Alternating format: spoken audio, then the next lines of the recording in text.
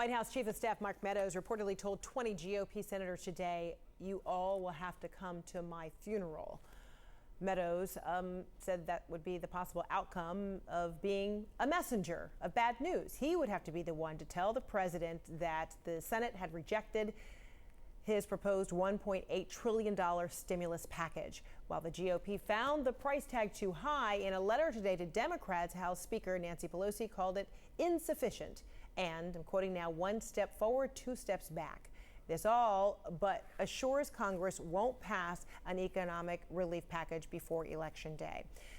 Meantime, some of the hardest hit by the coronavirus pandemic continue to be people living in communities of color and low-income households. In addition to not having enough food to feed their families, these already vulnerable populations are also facing the inability to pay their electric and gas bills.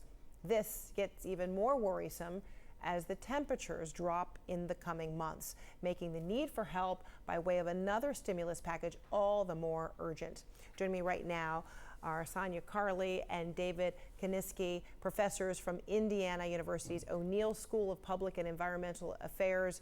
Good to see both of you. You two have just published a second set of survey data, building on data released in June, which finds that 22% of respondents have had to forego medicine or food to pay their energy bill in the previous month. 9% are waiting for the power to be shut off, and 4% already had their service disconnected. So Sanya, you first. In addition to these results, your survey showed that only 30% of Black and Hispanic households reported receiving a stimulus check. How concerning are these results? Well, thank you, Fred, for having us. I really appreciate it. And I appreciate you devoting a segment to this immensely important subject. So as you noted, we've been following a population of about 2,000 low-income households over the course of this year during the pandemic. And we are following up with them for many rounds of survey administration. And this is a representative sample, so we can draw inferences from this sample back to the broader population of low-income households.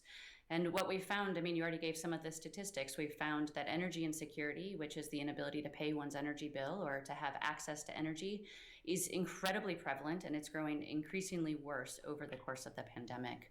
As you noted as well, it's the case that it's not just all low-income households, but particularly certain social demographic populations are experiencing energy insecurity at a much higher rate.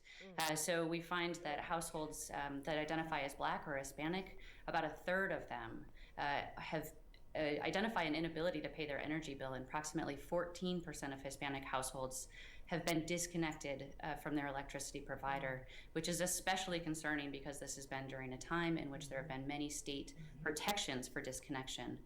So you also noted the statistic on the stimulus, so this is quite concerning for us. Approximately 38% of our respondents report that they never, it's actually the opposite. 38% of the respondents say that they received the first stimulus check, and it's much worse for Black and Hispanic households, 30%. This is incredibly concerning because this money could be used to pay one's energy bill or pay for other things such as food. And David, many of these problems, existed before the pandemic in terms of, food insecurity, having a hard time, paying bills, basic necessities. But what parts have been made worse as a result of this pandemic? Yeah, I think the point you raised is a very good one, Fred, that, this is a chronic problem, right? People across the country, millions of Americans every month face very difficult decisions about, whether they should devote limited resources to paying utility bills or putting food on the table, perhaps seeking medical care. So these are impossible trade-offs that people have to make all the time. Certainly the pandemic has made things worse, right?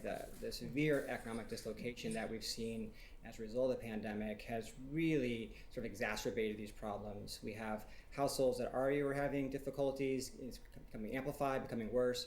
But we also have, households where this is a new problem, right? Where previously maybe they had, easier time making ends meet. They're now facing pretty severe consequences of the economic disruption that we've seen across the country. Sanya Carley, David Konisky, thank you so much for shedding more light on what has already been a persistent problem, only worsening as a result of the pandemic. Appreciate it.